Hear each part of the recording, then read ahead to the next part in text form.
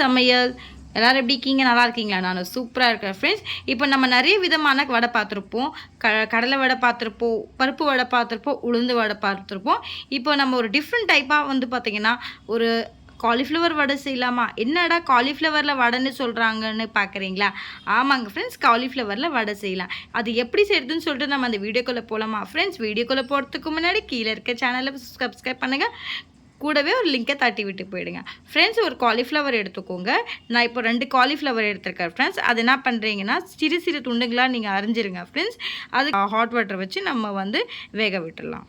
உங்கள் pan heat ஆனதுமே என்ன பண்ணுறீங்கன்னா ஒரு கிளாஸ் வந்து வாட்டர் ஆட் பண்ணிக்கோங்க ஃப்ரெண்ட்ஸ். இங்கே பாருங்கள், வாட்டர் நம்ம ஆட் பண்ணிட்டோம். அடுத்து நம்ம என்ன பண்ணலாம் அப்படின்னா நம்ம காலிஃப்ளவர் ஆட் பண்ணிடலாம் ஃப்ரெண்ட்ஸ். நல்லா முங்குற அளவுக்கு தண்ணி இருக்கணும். கல்லுப்பு ஆட் பண்ணிக்கலாம் ஃப்ரெண்ட்ஸ். ஒரு 5 நிமிஷம் அப்படியே கொதிக்க விடுங்க காலிஃப்ளவரை. வெந்துச்சு ஃப்ரெண்ட்ஸ். இது வந்து நம்ம ஸ்டவ் ஆஃப் பண்ணிவிட்டு வடிகட்டிடலாம். வடிகட்டினதுக்கப்புறமா வந்து மிக்சிங் பவுலில் வந்து போட்டு ஃபைன் பேஸ்ட்டாக அரைச்சிடலாம் ஃப்ரெண்ட்ஸ். இது வந்து இதுக்கு அரைக்கிறதுக்கு முன்னாடி நம்ம என்ன பண்ணணும்னா ஃபேன் காற்றுல ஒரு 10 நிமிஷம் வந்து சூடு ஆறணும் ஃப்ரெண்ட்ஸ். சூடு ஆறினதுக்கப்புறமா தான் மிக்சிங் பவுலில் நீங்கள் அரைக்க முடியும். பண்ணலாம் அப்படின்னா இப்போ வந்து காலிஃப்ளவர் நம்ம வந்து வேக வச்சுருக்கோம்ல, வேக வச்சு ஃபேன் காற்றுல ஆற வச்சோம்ல, அதை வந்து என்ன பண்ணலாம்னா ஃபைன் பேஸ்ட்டாக அரைச்சிடலாம். இது போட்டு பாருங்கள், நம்ம நல்லா ஃபைன் பேஸ்ட்டாக அரைச்சிட்டோம்.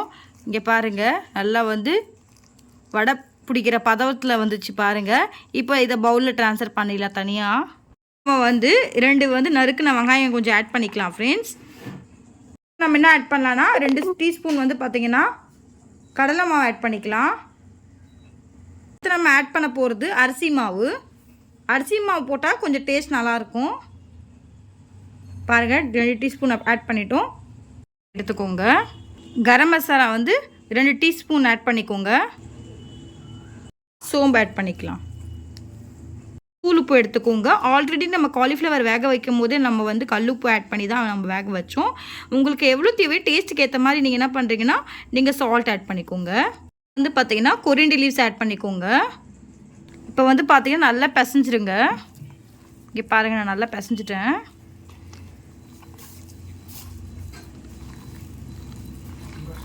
சப்போஸ் உங்களுக்கு வந்து பார்த்தீங்கன்னா கெட்டியாக இருக்குது அப்படின்னா நீங்கள் வந்து லைட்டாக வாட்டர் ஆட் பண்ணிக்கலாம். உண்டை பிடிக்கிற சைஸில் உங்களுக்கு வரணும் ஃப்ரெண்ட்ஸ். இங்கே பாருங்கள், நான் நல்லா வந்து மேஷ் பண்ணிட்டேன்.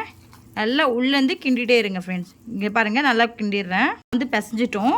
அடுத்து நம்ம என்ன பண்ணலான்னா இது ஃப்ரை பண்ணி எடுத்துடலாம். ஏன்னா ஒரு பேனில் ஒரு ஆயில் வச்சிட்டோம் ஃப்ரெண்ட்ஸ். ஆயில் ஹீட் ஆனதுமே என்ன பண்ணலான்னா நம்ம வந்து ஆல்ரெடி தட்டி வச்சுருக்கோம்ல ஃப்ரெண்ட்ஸ், வடை வந்து பார்த்திங்கன்னா இந்த மாதிரி போட்டுடலாம். ஆயில் வச்சுட்டு நம்ம இந்த மாதிரி வந்து வடையை போட்டுடலாம்.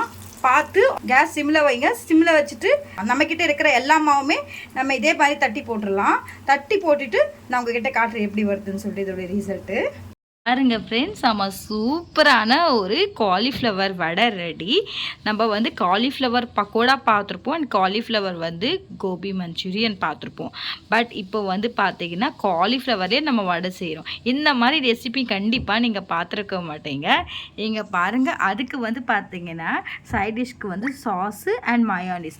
ஒரு சில பேர் வந்து பார்த்தீங்கன்னா மயோனிஸ் சாப்பிடுவாங்க. இல்லைன்னா உங்களுக்கு வேண்டாம் அப்படின்னா நீங்கள் இது வந்து அவாய்ட் பண்ணிடலாம்.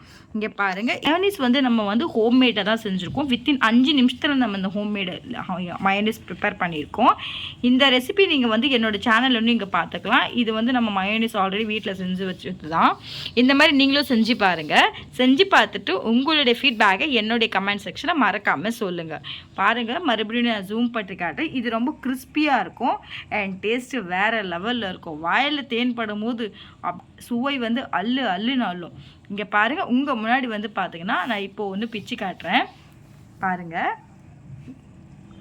இதில் உங்களுக்கு எது பிடிச்சிருக்குன்னு சொல்லுங்கள், அதை நான் பிடிச்சு காட்டுறேன். பாருங்கள், இதுவே நல்லா அல்டிமேட்டாக இருக்குது. பார்க்கவே செம்மையாக இருக்குது. பாருங்கள், வேறு லெவலில் இருக்குது. அந்தளவுக்கு செம்மையாக இருக்கும். வேறு லெவலு நல்லா இருக்குது. காலிஃப்ளவரும் நல்லா இருக்குது. ஃப்ரெஷ்ஷாக தான் இருக்குது. காலிஃப்ளவர் வாங்கிட்டு வந்தது இன்றைக்கி தான் வாங்கிட்டு வந்தோம்.